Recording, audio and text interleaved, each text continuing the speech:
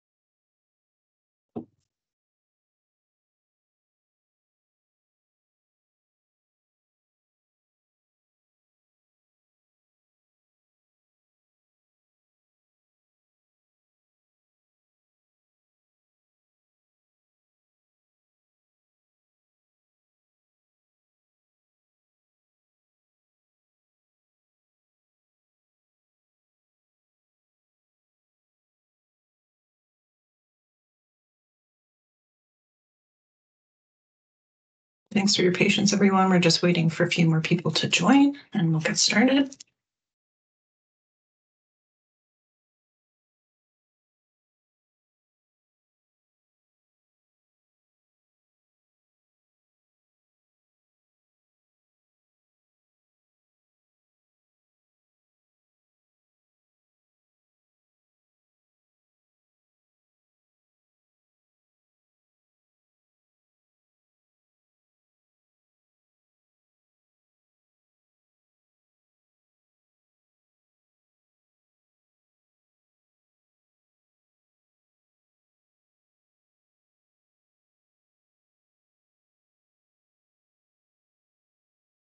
Okay, so we're waiting for everyone to come in. Feel free to say hello in the chat. Let us know where you're joining us from.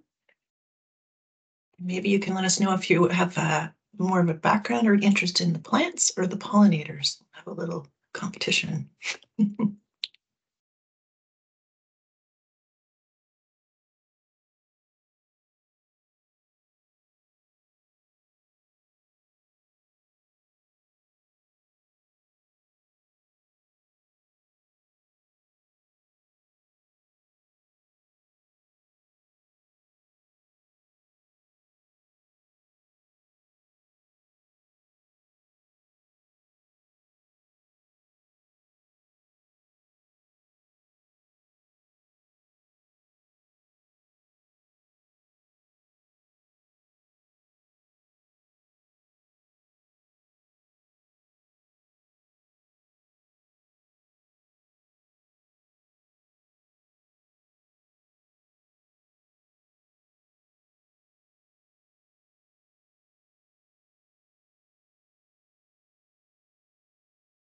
Tracy, you're on mute. There we go. Awesome. Okay, so we got a couple of people joining us in the chat, letting us know where they're from, and got some votes for pollinators, some votes for plants. That's great. I think we'll get started here. So this is our final 2024 winter webinar series. So this one is on the effect of ecological restoration on plant pollinator networks in urban meadows. We have a special guest with us to present some research. So before we get to that, I just wanted to do some logistics. So we're using Teams, obviously, here for our platform. So you can find your chat button near the top of your screen, and that's where if you want to ask any technical problems or introduce yourself, that would be the place. We will use the Q&A to pose questions to the presenter, which we will ask at the very end. If you are having any issues with your audio, you can check your audio settings. I personally find it's easier to hear with a headset using these kind of webinars and presentations, so that might be helpful. And then some general engagement guidelines. So we encourage everyone to inquire and share, create a common understanding, clarify technical terms. We will try not to use too many acronyms that we don't define. Um, be empathetic, assume good intent, be curious, listen, disagree respectfully, and try to share the screen and airtime, especially with the Q&As, as being mindful of the length of your comments. And then I just wanted to do a bit of a land acknowledgement. Oops. So here we are in the calling from Ottawa. So this is the nation's capital, but also is the traditional and unceded territory of the Algonquin and Anishinaabe Nation. So if you personally don't know which land you're joining us from today, you can take a look at this website called nativeland.ca. And it's a great map of all the different locations in Canada, which gives you a great insight. And then just one other point about the winter webinar series. We do record all of these, and they do get posted up to our YouTube page and in the Rights of Way playlist. It will also be shared by email and on our website and LinkedIn groups when available. So please share these with different people who might not have been able to attend, or if you just want to go back and review. Okay, and then we're going to introduce today's speaker, who is Sisley Irwin, who just recently completed her Master's of Science at the University of Toronto.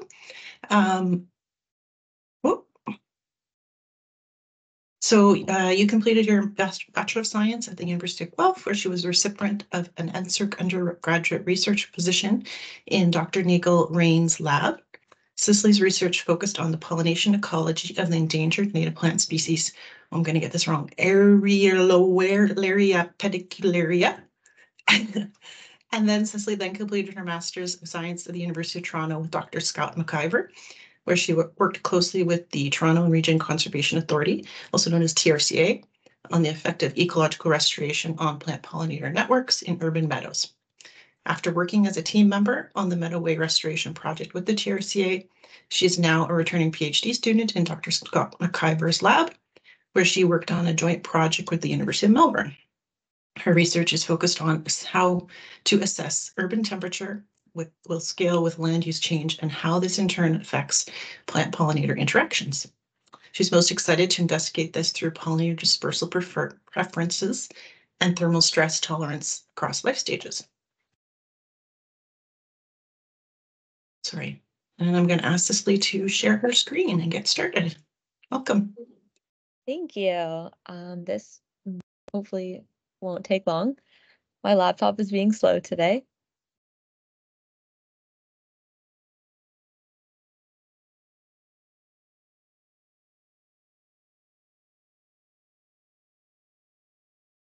Okay.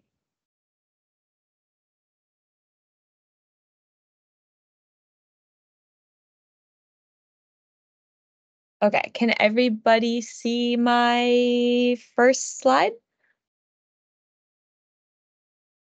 Again, yes, I think you're good to go. Okay, sweet.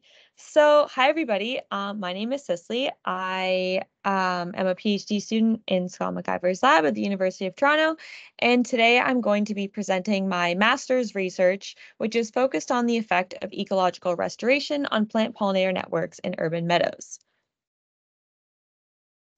So, humanity has experienced a dramatic shift to urban living, and by 2050, 70% of the world's population is expected to be living in cities. Now, urbanization is a process which converts porous green spaces into impervious surfaces such as roads, buildings, and sidewalks, and this causes habitat loss. And the result is very patchy and fragmented urban green spaces of varying size and vegetation communities, which can ultimately threaten species biodiversity. And so the map on the screen essentially shows the land cover types in the city of Toronto, and you can very clearly see that the green spaces that we have in our city, which are colored green, are fragmented by other types of land cover. And oftentimes, these neglected urban green spaces will consist of mainly weedy, introduced, or urban tolerant species. And so, in order to mitigate the effects of urbanization on species biodiversity, conservation efforts are increasingly becoming focused on management and restoration of these urban green space patches. And so restoration involves the recovery of an ecosystem that has been degraded, damaged, or destroyed. And it will often incorporate technique and management from ecological restoration in naturalized areas. Now, many restoration projects often seek to increase native plant biodiversity through planting native wildflower seed mixes and through invasive species management practices such as mowing, herbicide spraying, and tilling. And restoration and management have been shown to substantially increase the quality of our habitat patches and to support a variety of species. So, for example, many studies have demonstrated that in these systems, as wild plant diversity increases, the bee diversity in these areas will often increase to match that. Now, wild bees are of conservation concern recently. Wild bees are non-managed bees. So an example of a managed bee would be a honeybee, which is a group of or a species that people actively manage over the winter, whereas these wild bees occur on their own and will often nest individually in small cavities. So, wild bees are very important because they will visit flowering plants for pollen and nectar and assist in plant reproduction through pollination. And this, in turn, leads to greater habitat stability for many other species. Bees also provide valuable services to people through pollination of many of our flowers in trails, parks, gardens, and other recreational spaces, which will allow people to connect with nature. In addition, bees increase the fruit and seed set of about 75% of our food crops, which again, in turn, can relate to economic stability for us. And because of this, these declines in wild bee populations have raised concerns for many dependent crops and wild plants. Now, there are several factors which have been identified as contributors to wild bee declines. But rapid urbanization is one of the key drivers because wild bee persistence in local environment is dependent on the amount of available habitat that they have. And so wild bees, because of all of this, are a very important study organism. And they are a keystone species which indicate habitat quality. There are several methods that are commonly used to survey bee communities, and some of these can include pan trapping, hand netting, or setting out blue vein traps. And oftentimes, the use of multiple survey methods is best when wanting to characterize total diversity for that community. However, for this study in particular, I chose to focus on creating plant pollinator interaction networks. This is a method that is often used when wanting to assess the effects of a restoration project because these interactions can allow us to see which wild bees are visiting which plant species. So this figure on the slide is an example of a created plant pollinator network where all of the pollinator species are along the top and all of the plants that they visit are along the bottom. And so the lines that connect these plants and pollinators show that an interaction has occurred, and the thickness of the line shows the strength of the interaction. So in this example, you can see that among the pollinators along the top, Apis mellifera, which is the common honeybee, is a super generalist. And what that means is that this bee is visiting all of the plants in that network and includes all of the functional categories of these flowers. And um, an example of a specialist would be a bee that is only visiting maybe one specific plant in that network. So there are several indices that can be measured from an interaction network. Nestedness is a common one, and it is a measure of organization within a community. With a highly nested community containing many specialists, which interact with a subset of the organisms that that generalist will interact with. And so in a nested network, like you can see on this figure in the top left square, um, a nested network will contain a subset of the community of the greater network. And so a highly nested network is desirable in a community because it is more stable over time and these organisms will be more resistant to environmental perturbations that might occur.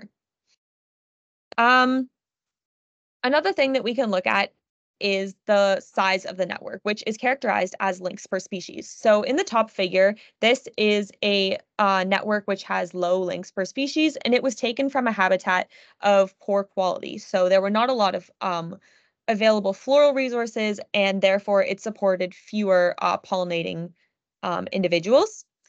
And the network on the bottom contains high links per species, which means it's a larger network and was taken from a community which contained a lot more floral resources and could support a greater number of pollinator interactions.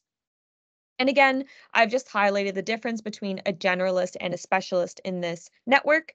So a specialist will be an organism that can adapt on a very narrow subset of possible environments and exists in a very narrow range of habitats, whereas a generalist can visit many different flowers and can exist over a larger range of habitat and might not be so of conservation concern. So, one strategy to promote wild bee conservation is to create habitat in urban green spaces. And to do this, we can look at both local and landscape level factors. At the local scale, I chose to look at early successional meadow habitats. These are open habitat types which contain no dense or tall vegetation. They have very high floral diversity and nesting substrate, and they are mutualistic in nature, which means that bees and flowering plants are involved in a relationship where by altering the plant community will lead to some kind of change in that bee community. At the landscape factor, I also chose to look at urbanization. So, urban green spaces, again, are very disconnected and fragmented by paved surfaces, and that means that there is reduced connectivity between habitat patches.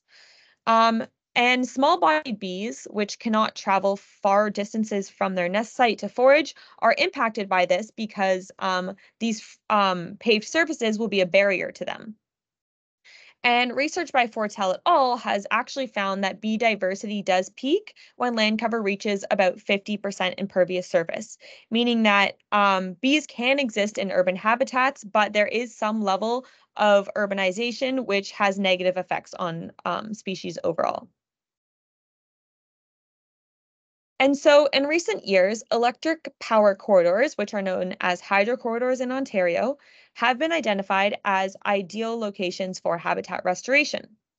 And so, the Meadoway is a large scale planning project in Canada's largest city, Toronto, and it is located in a section of one of the longest hydro corridors in the country. Now, hydrocorridors are ideal places for habitat restoration because they are very open, continuous green spaces, which can be converted to early successional meadow habitat, which is required by bees.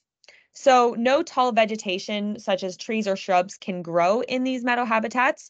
So, they're typically maintained as mown turf grass. But planting native wildflowers in these areas are actually a way to use this land um, for habitat for many of our urban tolerant organisms. And so the TRCA are currently implementing restoration and management to convert a 16-kilometer section of this hydro corridor into native meadow habitat. They began this project in 2013. And so I'll just briefly outline the methods for meadow restoration. So you can see in the bottom left figure here, they start with that unrestored mown turf grass. They then will remove that turf grass and till the soil, and then plant that soil with a seeded cover crop, which you can see in this middle figure here. They will repeat, then they, once that cover crop has grown, they will till it and reseed it with cover crop again. And they will do this about 5 times over that first season. And the purpose of this is to choke out any weedy non-native species that are not very desirable. And then either at the end of that season or the start of the following season, they will plant that area with a native wildflower seed mix. And so the seed mix will sit over winter because it needs to be cold stratified. And then in the following year, the native plants will start to grow. And then once that area has been restored, the TRCA implement ongoing maintenance, which includes mowing, spot herbicide spraying, weed pulling, and trimming. And the purpose of this is to, again, manage invasive plants and the growth of tall woody stems. And this essentially allows the meadow to be kept in that early successional stage. So for my research project, I set out to determine the impacts of the meadoway restoration on wild bee communities to understand how plant richness, which is the number of plant species in an area, urbanization level, which is the amount of surrounding impervious surface around this habitat patch, and restoration year, which is the year since that area was first seeded, affect these critically important pollinating species. I also evaluate bee-plant interaction networks to determine which plants are most valuable in terms of supporting wild bee visitors and which bees are in lower abundances and potentially of conservation concern. So I have several hypotheses which I created. My first is that the most linked bee genera, or the generalist flower visitors, will be very dominant across our networks. My next hypothesis is that bee abundance and diversity will increase with plant richness because these two are known to be related. I also hypothesize that bee abundance and diversity will increase with restoration year. So again, restoration year represents the time since that area was first seeded, with a restoration year of 1 indicating the year that the seed was put down.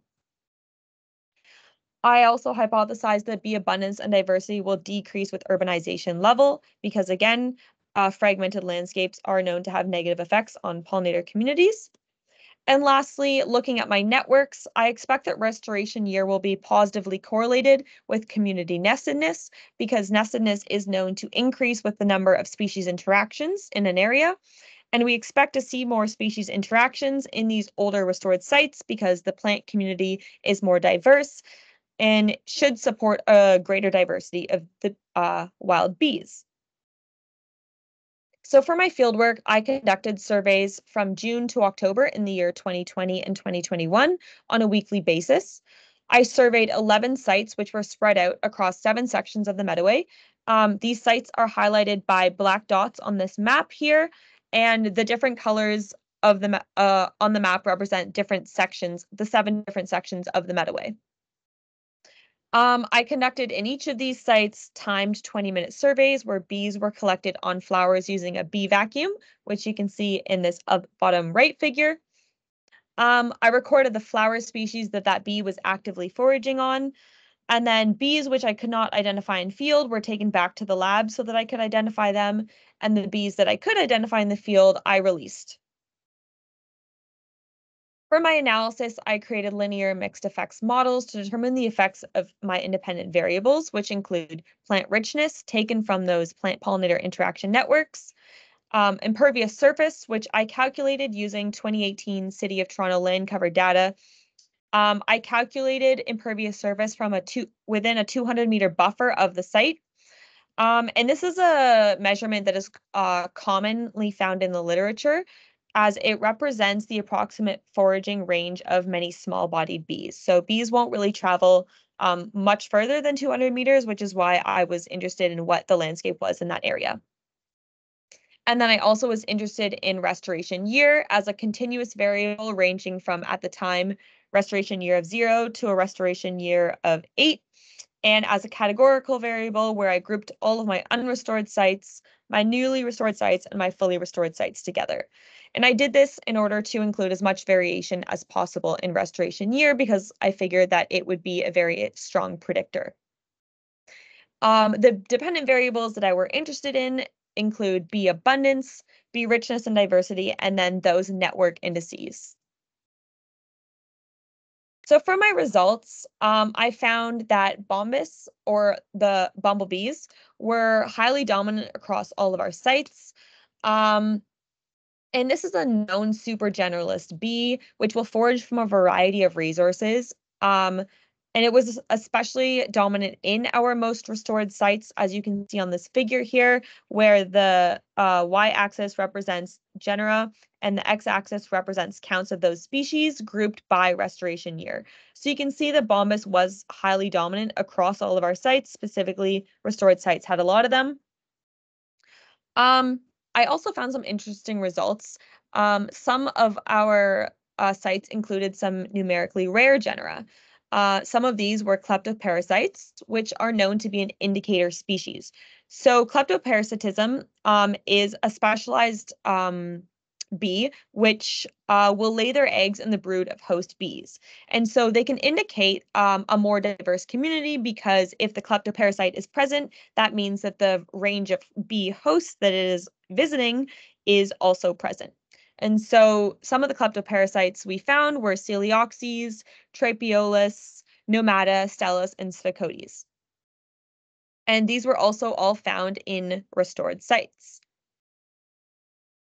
We also found some spring emerging bees, such as Osmia.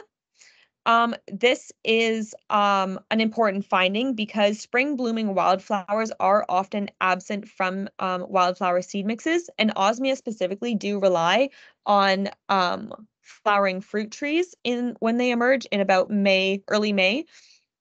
And so finding Osmia in the meadow was really encouraging.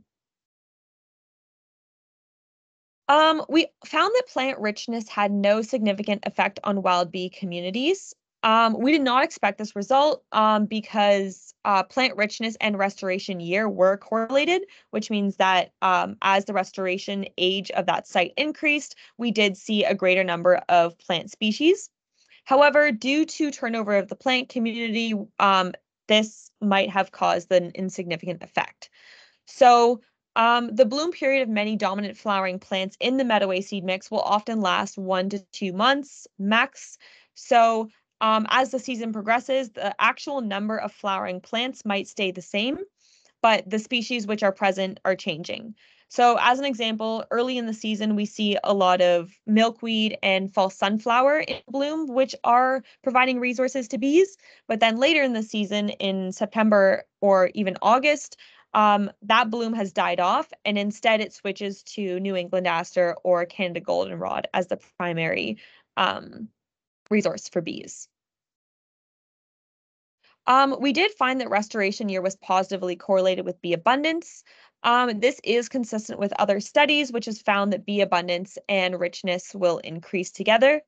And we did expect this again because the older the restored site, the greater floral resources present for bees. In addition, bees are known to repopulate restored areas fairly quickly, so over time we should see that the abundance increases exponentially. We did find that restoration year was negatively correlated with evenness, and this is likely because bumblebees, again, were just highly dominant in those restored sites. And because they are super generalists, they are known to basically find really flower resource rich patches and stay there in order to provision for their colony, contributing to that uneven distribution across other species. Now, we did find a significant effect of restoration year on bee richness when it was treated as a categorical variable.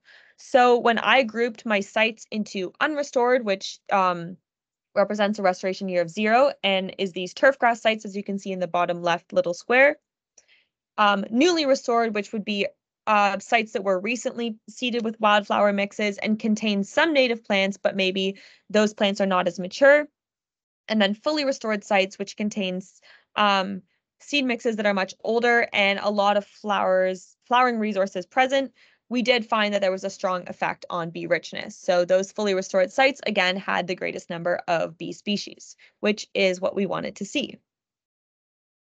Now, we did find that urbanization had no significant effect on bee communities, and this indicates that the surrounding landscape is maybe not as important as local site features, and potentially the large size of this corridor could be acting as a buffer. So bees might not even be leaving this meadow in their lifetime, and so having surrounding impervious surface is not really affecting their life cycle. And this, again, is consistent with several other studies which have found that many urban adapted bee communities do very well in cities which contain adequate patches of habitat. And lastly, we found that restoration year had no significant effect on our network properties. But again, this could be due to the lack of small-bodied specialists. So as I mentioned, often pollinator communities in cities do contain larger-bodied, urban-adapted generalists, such as bumblebees, and so they're just lacking specialized interactions. But when looking at my network, so on the slide, I have an unrestored network, a newly restored network, and a fully restored network from 3 different sites in the Meadoway. And we can see that there is a difference in size of these networks. So those unrestored turfgrass sites, again, contain fewer interactions than those fully restored, beautiful meadow sites. But we also do see that there is a difference in the plant community, and there's a lot of turnover. So those unrestored sites contain primarily weedy plant species, which include bird's foot trefoil, red clover, and field bindweed as the primary floral resources. And these plants are known to attract non-native urban tolerant taxa such as Anthidium and Megachile rotundata, which are 2 very dominant bee genera that were primarily observed in these sites. When we move to newly restored sites, we see that the plant community is slowly starting to switch over to that native seed mix, and the number of interactions within the network are increasing.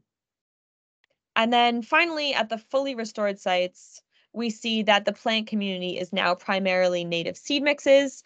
And the most dominant wildflowers that we observed include false sunflower, wild bergamot, and black-eyed Susan. And again, these native plants are supporting an increased number of specialist bees, such as Duphoria, Coleoxys, Perdita, and Coletes. Now, to go back to my hypotheses, I was able to accept my first hypothesis that the most linked bee genera were dominant across networks. So again, those dominant generalist visitors, such as bumblebees, were the most present in our networks. We reject our second hypothesis that bee abundance and diversity will increase with plant richness.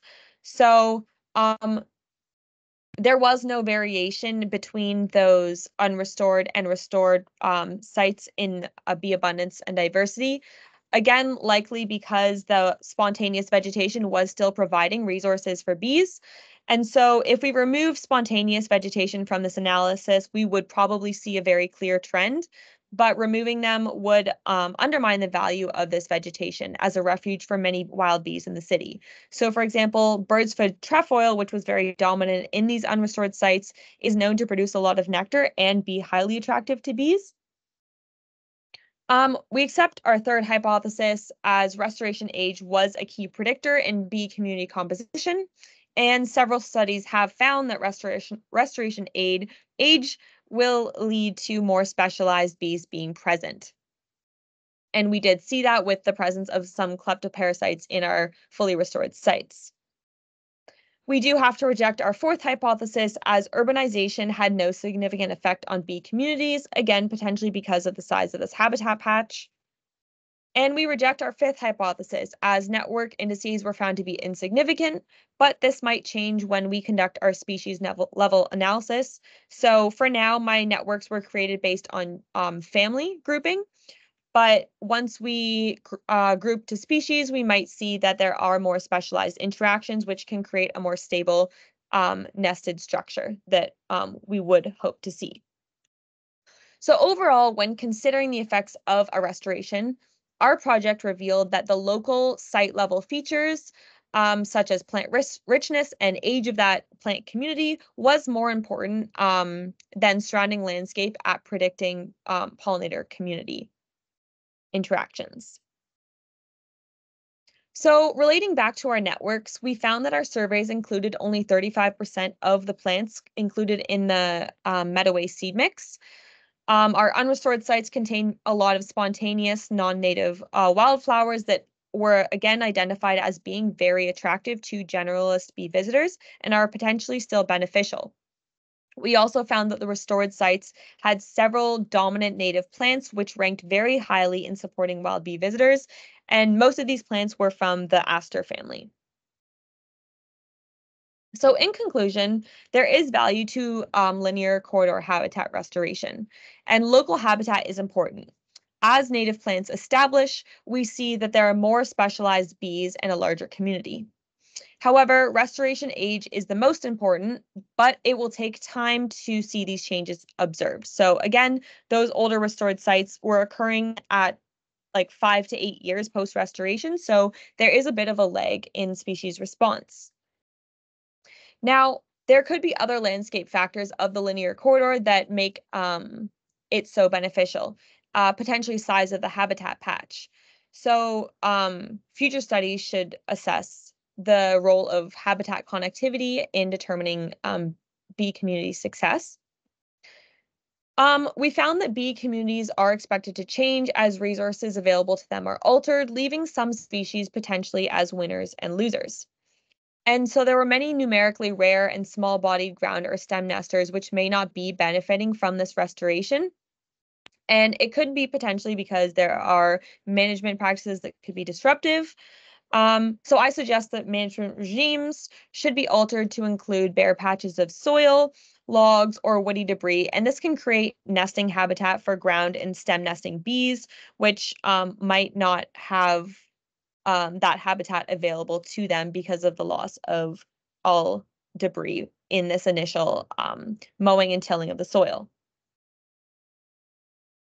So, thank you so much. I would like to specifically thank my supervisor, Scott McIver, um, all of the team at the TRCA, especially Katie Turnbull and Chris Cormack, my committee members for this project, which include Helene Wagner, Mark Cadot, and Rosalind Murray, all of my lab members, especially Nick, Garland, and Madison, for all of their support throughout this project, and both of my field assistants for helping me to collect all of this data. And here are my references, and I would be happy to answer any questions that anybody has. Great, thanks for that, Sisley. I'm going to ask Vicky to pop her camera up and ask any questions in the Q&A. Hi, we've got a few that came up, which is great. So I'm going to start from oldest question to newest, I guess. So this first one is from Rebecca Rooney. So with 25% impervious cover being the minimum captured in the meadoway and 45% being the max, is it possible there is a threshold for bee richness, but it just wasn't encompassed in the meadoway? Or do you think bees really are just not sensitive to impervious cover?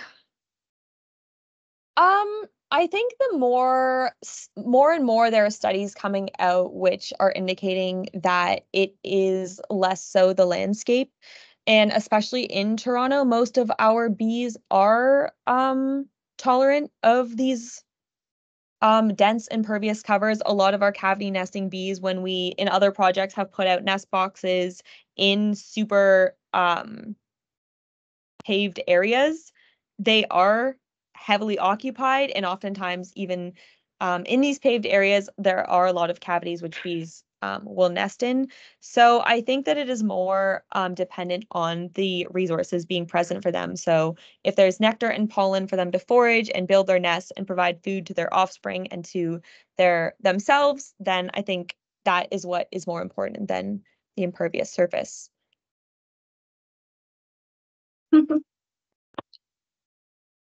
Awesome. So next one comes from Mara McAfee. Do you think you would have found a stronger relationship between plant richness and bee richness if you had categorized the bees at the species level rather than the genus level, given that some bee genera include both specialist species and generalist species, and this effect gets masked when all species of a genus are grouped together? Yes, I do think so. And that is why I plan to do this analysis at the species level. I'm just still working through identifying everything to species because it's very challenging. But yeah, I do expect to see probably an increase in specialized interactions as well in a more nested community. Awesome, thank you. So this next one is from Pamela Zevit. Per your slide about bees not being significantly affected by adjacent urbanization, what about heat island effects? Where sites are adjacent to areas of high imperviousness during heat waves, would there be a spillover effect of raised temperatures that could negatively affect pollinators within the natural area? Yeah, so that's actually what my PhD is going to focus on. I'm going to see if I can disentangle the effect of um, the level of urbanization in an area from temperature in the nest box specifically. So we know that as you move towards the city center, because of the urban heat island effect, these areas with more impervious surface are much hotter. And it is potentially temperature. We're not sure if it's temperature that is going to have the negative effect on pollinators, or if it is simply the quality of that habitat patch. So I'm thinking that it's going to be specifically for early life stages. It's going to be very temperature dependent.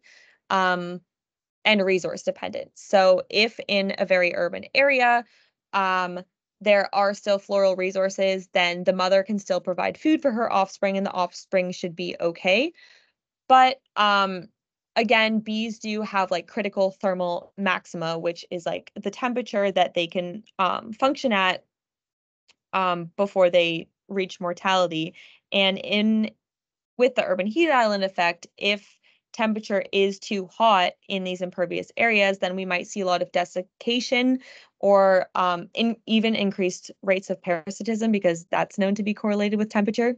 And so this could be having a negative effect on the population's persistence as well. Thank you for that. So we've got a few more to go. So from Jean McWright, we have, what is the value of residents networking gardens connecting fragmented green spaces citywide by converting their grassy boulevards and yards to native plant habitats using site-appropriate, locally sourced, indigenous native forbs and grasses? Pros and cons of doing so. Yeah, backyards actually there have been a lot of studies on backyards as habitat patches for pollinators, and especially because many of the bees present in urban areas are larger bodied, they are able to jump between these habitat patches and they are therefore very valuable to them. So I would say that they're great. When I have nest boxes out in backyards, we do have a lot of occupancy, even of smaller bodied bees. So I'm not sure the spillover effects of the meadoway into surrounding neighborhood backyards if they are connected enough. But I would hope that there's a big enough spillover effect. Yeah. That makes sense. So what type of maintenance is required to prevent a restored area from reverting?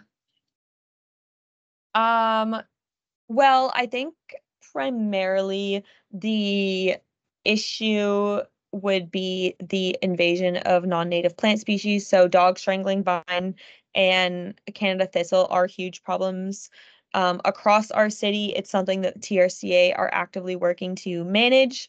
Um, and the problem with these invaders is that they will come into the meadow and they will basically choke out non-native plants. And so the seed mix can become diluted.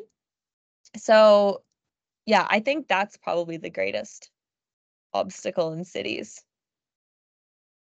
Yeah, so that question was from Evan Reed, just because I forgot to read that name out, sorry. And the next one is from Roman Halkiewicz. And this is, was there a correlation between the habitat restoration site size and bee communities, as well as plant species profile in fully restored habitat, or was that not the subject of the analysis?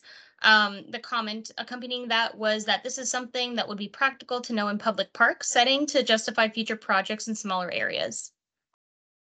Yeah, I didn't look at the size of, well, I standardized for the habitat size that I surveyed in. So across all of the sites, I only surveyed in the same sized area. But I think patch size is dependent on the bee that we're looking at. So again, small-bodied bees are only going to forage in a 200-meter radius.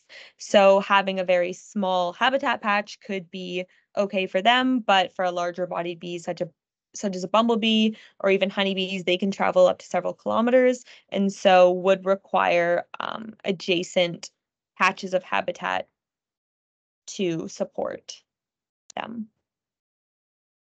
Perfect. So next up we have from Susan Jennifer Lee. So is it possible that the rare species are not there? I think this is likely referring to the bee species, because they cannot travel to get there. So for example, do they need to be deliberately added versus, I guess, already being there? These more rare species are known to be present in the city, so they shouldn't have to be moved. They should naturally colonize the habitat. Um, but again, they are just rare because other factors of cities are kind of causing declines in the population as a whole. But I don't know if it's possible to rear and move non-native or native solitary bees yet at this time. Or no, I don't know of anyone that's done that. Sounds like a difficult task. Yes, rearing bees is hard. Let's see. So the next one from Evan Reed again, is asking just about can we conclude from your study that there are really no more or most valuable species of plants that contribute to bee diversity and abundance? Uh, there are no additional plants I like guess outside of the seed mix, I I guess. think, can we conclude from your study? Let me just reread this to Okay. myself, to interpret, but I think from what I'm getting of this question is that there are no species of plants that are more or most valuable. So I guess in comparison to other like native forbs, probably. Or if it's more based on if there's like a higher diversity versus like specific species, maybe to Yeah, contribute to bee diversity and abundance. Yeah.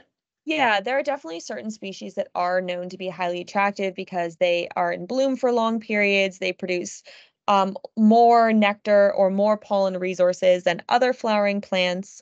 But the seed mix that the TRCA created is based off of a list of plants that are known to be valuable for pollinators. So again, I found that like a lot of the asters were very attractive and supported a lot of visiting insects, but some species which were maybe more numerically rare might not. So it also depends on what bee is visiting, because again, we could see specialized interactions where bees require one specific plant that maybe no other members of the community are needing. So I think diversity in that community is highly important because just like us, bees need diversity in their diet in order to be healthy. You. And then this last one that I'm seeing for now is from Gilles. And so, what was the proportion of Bombus kleptoparasites? I don't know if I'm going to say this correctly. Satyrus. And what was the ratio of bee impatiens in the Bombus total number? Impatiens was definitely the most common. We also found Griseocollis, Bimaculatus, and Vagans were fairly dominant, but yeah, impatiens was the most common bumblebee present in our surveys. And I think overall when combining both years, I had 912 bumblebees out of 1,800 specimens total. So they did make up a large portion. As far as kleptoparasites, I had very few. I would say I probably had um 10 to 20 total. Another one came in just now from Greg Parsons. So the urban areas you studied were mowed before year 0 of the project. Would you expect similar improved results where the right-of-ways are not mowed prior, I guess, to active restoration? Um, yeah, I think depending on what the habitat type was. So if it was a forested area, the pollinator community could potentially be more built up than if it was this mowed area, but it would probably be more skewed to those spring emerging bees, which rely on tree bloom. So a lot of mining bees, such as Andrena, would maybe be present. So I think it depends on the context of that habitat patch before. That makes sense. So if anybody else has some Q&As, please feel free to add those into the Q&A box. I have a question, and that's more, do you have a favorite bee species? And if you do, why? Uh, yes, my favorite bee species is the blue orchard mason bee, which is anosmia. They're little blue metallic bees, and it is my favorite because that's what my PhD is going to focus on. Yeah, they're used as like also crop pollinators in BC for a lot of our fruits, which is cool. They're beautiful. You know, They're beautiful little bees. they have little Yeah. mohawks. I have a question for Sisley. So a lot of our Rights of Way members have projects that are outside the city, like more rural kind of landscapes. What would your predictions be about what their bee communities might look like if they're outside of a more urban area? Yeah, I think ideally they should have more diversity than these urban sites because again, we don't need to worry about bees being super tolerant of, for example, urban heat island effect. The habitat patches should also ideally be better in rural areas, but it also depends. Like if these rural sites are surrounded by farmland, then actually farmland has been found to host lower pollinator diversity than um, a city. So it depends, I think. Yeah, that's a good answer in science. Depends. I was wondering too if you have any advice for people who are doing projects or interested in tracking pollinators, but maybe they don't have like your level of experience for ID and stuff. Is there approaches they could do? Could they pick certain species or some way that they could have some measure of pollinator use on their projects? Um, I think that let's see. There are really useful like bee identification guides. I know the city of Toronto has a really great one that like if you just Google City of Toronto pollinator guide, it will pop up and it is a very easy like step-by-step work through to get to basic genera of our common species that are present. So like the metallic sweat bees versus the bumblebees kind of thing. And that's really helpful. I use Discover Life as a website to identify bees, but also just iNaturalist is really great. So if you are able to get a good photo of the pollinator visiting your plant, Discover Life should be able to identify to at least the family, I think, which is really helpful. And that's like just an app that you can have on your phone, which is really handy.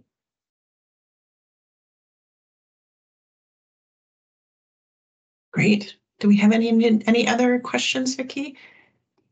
Yeah, there was just a follow-up from Taylor's regarding maintenance of the meadowway, asking what kind of maintenance is performed, is it mowed, and then if it varies based on maturity of restoration.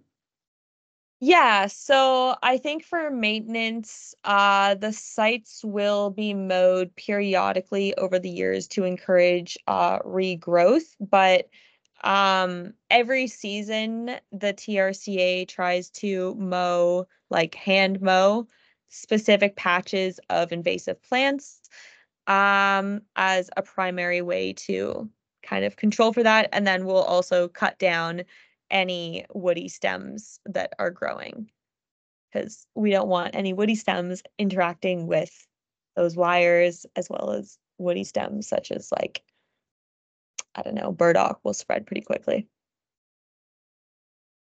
Yeah, I can add just in general, we usually say like the first year, second year, annual weeds that are growing up to the knee or higher, we want to mow those. And usually by year three, things, so the natives have taken their place and the weeds are less of a problem. And then you don't need to mow. You don't want to mow the natives very much, right? You want to let them get their foothold. So yeah.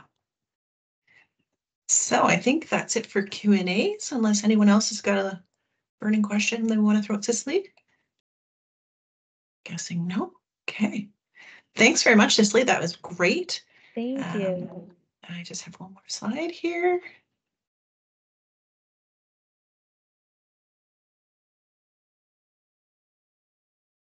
Okay, just wanted to show or share our little QR code. So this is a great way for you to connect with us here at CWF with the Rights Away Team Network. Lots of resources and things that are linked there.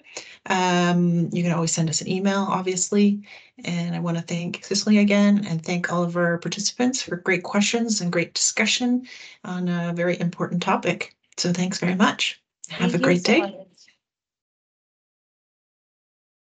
Thanks, everybody.